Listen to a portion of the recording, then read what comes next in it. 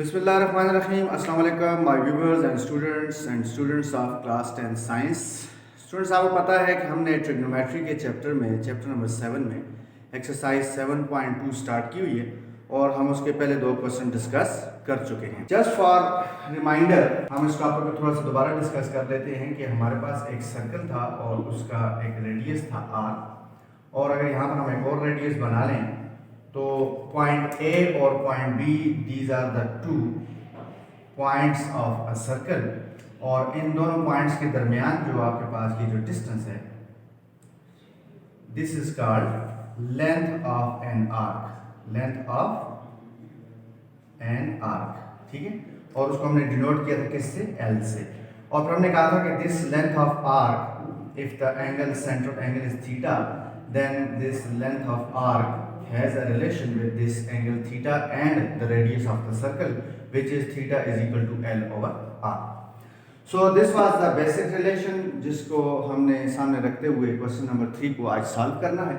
So question number 3 is find the value of R. R we mean the radius of the circle. And the other two elements are theta and length of the arc. ज़ाहिर है तीन अगर आपके पास variables हैं या तीन आपके पास जो है वो क्वांटिटीज़ हैं, तो आउट ऑफ दीज थ्री आपके पास दो गिवन होनी चाहिए। तो आपको यहाँ पर इस क्वेश्चन के अंदर जो है वो थीटा गिवन है और length of the arc given है। सो हमने फाइंड करना है क्या? Radius of this circle. So students, we will consider that के since theta is equal to L by R, now this implies according to the alternando property हम कह सकते हैं कि r यहाँ पे डिवाइडेड है, वहां पर जाकर थीटा के साथ क्या हो जाएगा? मल्टीप्लाई हो जाएगा, और थीटा उधर मल्टीप्लाई और इधर आकर क्या हो जाएगा? डिवाइड हो जाएगा। सो आपके पास ये रिलेशन बन जाएगा, ठीक है।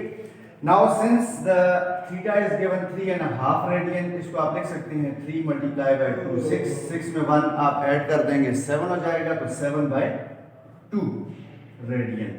यानी आप इसको एक कंपाउंड फ्रैक्शन से कॉमन फ्रैक्शन में कन्वर्ट कर सकते हैं by multiplying this whole number to the denominator 6 and then adding the numerator. So 7 आ जाएगा और denominator remains the same, so 7/2 radian. Length of arc is given 4/7, this is also a fraction, ठीक।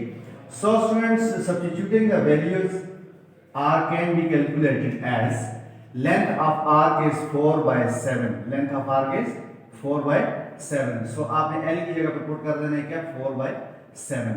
And similarly बीच में जो है divided है, तो जब थीटा की वैल्यू पुट करेंगे तो इस डिवाइडेड को हमने इसके सिंबल से शो कर दिया, और थीटा की वैल्यू आपके पास आ गई क्या? 7/2, 7/2। Now in the next step हम क्या करेंगे? r is equal to 4/7। Divide को आपने किस में चेंज कर देना है? मल्टीप्लाई में। जब आप डिवाइड को मल्टीप्लाई में चेंज करते हैं तो इसके साथ जो फ्रैक्शन होती है वो इनवर्स हो जाती है, that is this becomes 2/7. Now numerator is multiplied by numerator, so r is equal to 4 2s are 8, and denominator is multiplied by denominator, so 7 multiplied by 7 is 49. Now जब हम 8 को 49 पे डिवाइड करेंगे तो आपके पास आ जाएगा r is equal to 0.1632 centimeters, 0.1632 centimetre. Since the length of arc is given in centimetres, book के अंदर मीटर लिखी हुई है, लेकिन अगर आप आंसर चेक करें तो सेंटीमीटर्स में दिया हुआ है, which confirms that length is also in the centimetre. So length is in the centimetre, so radius is also in centimetres, ठीक हो गया students. So the part number 2 of question number 3 is solved. आप part number 2 को देखते हुए इसका part number 1 और part number 3 खुद से सॉल्व कर सकते हैं, ठीक है। So now we are going to solve the next question according to Smart Syllabus is question number 5. Now students, the question number 5 is the arc of a circle subtends an angle of 30 degree at the center. The radius of the circle is 5 centimeter. We need to find the length of arc and area of the sector. Now students, length of arc तो हमें पता है कि theta is equal to L by R से हम easily find कर सकते हैं L is equal to R theta, और वहां से हम लेंथ ऑफ आर्क फाइंड कर सकते हैं। ये तो हमारा प्रीवियसली जो हम डिस्कशन जो करते आ रहे हैं उसी से रिलेटेड है। The new thing is the area of the sector. So what is area of a sector? Sector का मतलब ये होता है हिस्सा या पार्ट या टुकड़ा, ठीक है।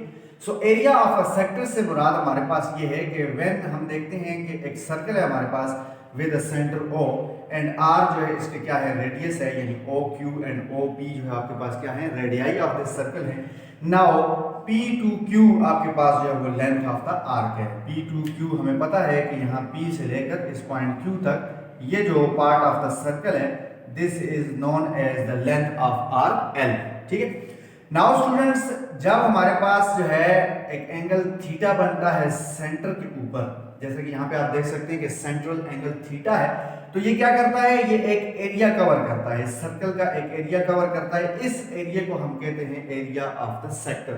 यानी आप कह सकते हैं कि यहाँ पर जो ग्रीन कलर में आपको नजर आ रहा है ये सारा क्या है, ये पोर्शन या ये पार्ट जो है वो इस सर्कल का ये एक सेक्टर है, और इस सेक्टर को हम कह सकते हैं सेक्टर POQ, सेक्टर POQ। हमने इसका एरिया कैलकुलेट करना है। वैसे अगर पूरे सर्कल का एरिया कैलकुलेट करना होता तो हम पाई आर स्क्वायर का फार्मूला लगा देते, लेकिन यहां पर हमने सिर्फ इस सेक्टर का एरिया फाइंड आउट करना है। तो फिर area of the sector POQ हम कैसे फाइंड करेंगे? मैंने आपके सामने एक इक्वेशन लिखी हुई है जिसके अंदर आपको नजर आ रहा है area of sector POQ divided by the total area of the circle. जिस सर्कल का ये सेक्टर पार्ट है, जिस सर्कल के अंदर ये सेक्टर जो है मौजूद है, उस सारे सर्कल का area is equal to central angle of the sector. जो सेक्टर के अंदर एंगल बन रहा है सेंटर पर, central angle of the sector divided by the total angle subtended in the circle. ठीक हो गया students? Now area of the sector POQ उसको हम A से शो कर देते हैं, उसके सिंबल हम जो है वो क्या कर देते हैं, सिंबॉलिक फॉर्म में से शो कर देते हैं, उसको कैपिटल A से शो कर देते हैं। Now everybody knows that area of the circle is pi r square. Pi r square is equal to the central angle of the sector. हमने अभी कहा कि it is theta, so हमने इसके ऊपर theta पुट कर दिया। And angle subtended in the circle हमें पता है, हम अपने previous वीक टॉपिक के अंदर डिस्कस कर चुके हैं। सर्कल के अंदर जो सारा एंगल होता है, टोटल एंगल बनता है, वो डिग्री मेजर के अंदर तो 360 डिग्री है, और मैं अपनी एक वीडियो के अंदर बकायदा इनका रिलेशन डिस्कस कर चुका हूँ डिग्री और रेडियन मेजर का। वहां पे हमने ये बात प्रूव की थी कि जो 360 डिग्री एंगल होता है पूरे सर्कल के अंदर, यानी यहां से यहां तक 90, फिर 90, अगेन 90 एंड फिर 90, तो 490 का जो एंगल है वो अगर आप देखें तो वो 360 डिग्री एंगल बनाते हैं टोटल एज अ होल। तो वहां पे हमने वीडियो में डिस्कस किया था कि 360 डिग्री जो एंगल होता है वो 2 पाई रेडियन के इक्वल होता है। ठीक है, सो that's why angle subtended in the circle की जगह पर हमने क्या लिखा है, 2 पाई रेडियन। ठीक हो गया? नेक्स्ट स्टेप में हमने क्योंकि एरिया की वैल्यू फाइंड करनी है, तो पाई आर स्क्वायर डिवाइड हो रहा है, उस तरफ जाके क्या हो जाएगा, pi r square right hand side पे जाकर क्या हो जाएगा, मल्टीप्लाई हो जाएगा। अब यहाँ पर स्टूडेंट्स आप देख सकते हैं कि ये पाई ऊपर लिखा हुआ है, ये पाई नीचे लिखा हुआ है, ये दोनों आपस में कैंसिल आउट हो जाएंगे। रह जाएगा आपके पास क्या, यहाँ पर ज़ाहिर है कोएफिशिएंट कुछ नहीं है तो 1 है, लिहाजा हम 1/2 को अलग कर देते हैं, half. 1/2 we mean half. Theta रह गया आपके पास और यहाँ से आर स्क्वायर रह गया, तो ये जो आपके पास इक्वेशन या रिलेशन आपके पास या फार्मूला आ गया है, this formula is to find the area of sector POQ of a given circle. ठीक हो गया students? So let's start the question. And question के अंदर हमें जो इंफॉर्मेशन दी हुई है वो दी हुई है कि the central angle theta is 30 degree, और हमने इस 30 डिग्री को कन्वर्ट करना है in the form of radian, and we know that this is π/6 radian. ये मैं डिटेल के साथ अपनी जो एक वीडियो थी relation between radian and degree measure, उसके अंदर मैं बकायदा ये उसको सॉल्व करके बताया था कैसे ये π/6 रेडियन के इक्वल आता है। ठीक है, सिंपली मैं आपको ये बता देता हूँ कि पाई रेडियन जो होता है वो 180 डिग्री के इक्वल होता है, क्योंकि 2 पाई रेडियन जो होता है, यानी उधर डबल किया तो इस तरफ भी डबल 360 डिग्री आ जाता है। ठीक है, अब यहाँ पर अगर हम पाई को डिवाइड कर दें किसके साथ, 6 के साथ, और 180 डिग्री को भी ज़ाहिर है 6 के साथ डिवाइड करना पड़ेगा क्योंकि इक्वेशन है, तो π/6 रेडियन जो है आपके पास वो डेफिनेटली आप 6 के ऊपर इसको 180 को डिवाइड करेंगे तो 6 3 आपके पास क्या आ जाता है 18 और 0 का 0, so it means that 30 degree is equal to π/6 radian. So that's why मैंने 30 डिग्री को π/6 रेडियन लिखा। और क्योंकि जब कभी भी हम एंगल की बात करते हैं, सर्कल की बात करते हैं, तो हमेशा हम एंगल को in the radian measure show करते हैं. So that's why 30 degree is converted to pi by 6 radian. The other information is given radius is equal to 5 centimetre. And हमने क्या फाइंड करना है, length of the arc find करना है और area of the sector find करना है. So since we know that L is equal to r theta, L is equal to r theta. So substituting the values, आपके पास r आ गया 5 multiply by angle आ गया आपके पास pi by 6. So length of arc आपके पास आ जाएगी 5 पाई by 6.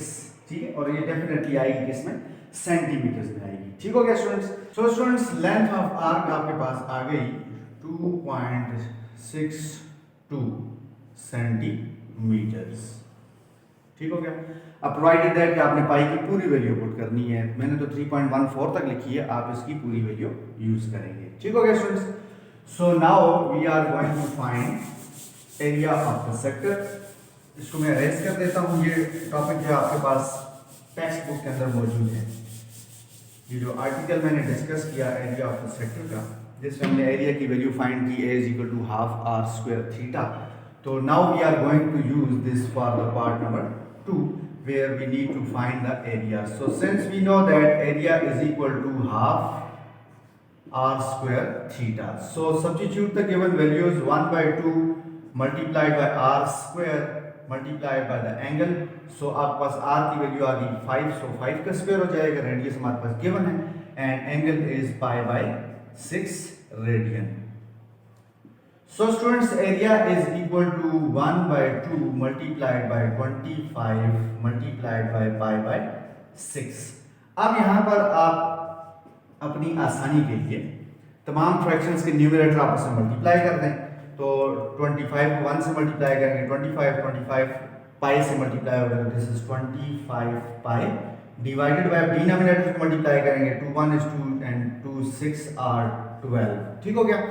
Now in the next step, area is equal to 25 multiplied by 3.14 divided by 12. Now students, area is the product of 25 and 3.14 यानी value of pi. जब आप इनको multiply करते हैं तो इनका प्रोडक्ट आता है 78.54. इनको जब आप 12 पे डिवाइड करेंगे तो the answer is 6.54 centimetre square, because this is area. So area है तो अगर आपके पास रेडियस जो है वो सेंटीमीटर में है, जैसा कि है इस केस में, तो एरिया जो होगा वो स्क्वायर सेंटीमीटर या सेंटीमीटर स्क्वायर होगा. This is the solution for question number 5. So students, हमने इस वीडियो के अंदर क्वेश्चन नंबर 3 और क्वेश्चन नंबर 5 डिस्कस कर लिए. लेंथ ऑफ आर्क को भी डिस्कस किया और एरिया ऑफ द सेक्टर को भी डिस्कस किया. एक्सरसाइज 7.2 के अभी 3 क्वेश्चन और हैं, क्वेश्चन नंबर 6, 7 और 8. उसको इंशाल्लाह हम अपनी नेक्स्ट वीडियो के अंदर डिस्कस करेंगे. सो तब तक के लिए अपना बहुत सा ख्याल रखिएगा. अल्लाह हाफिज़.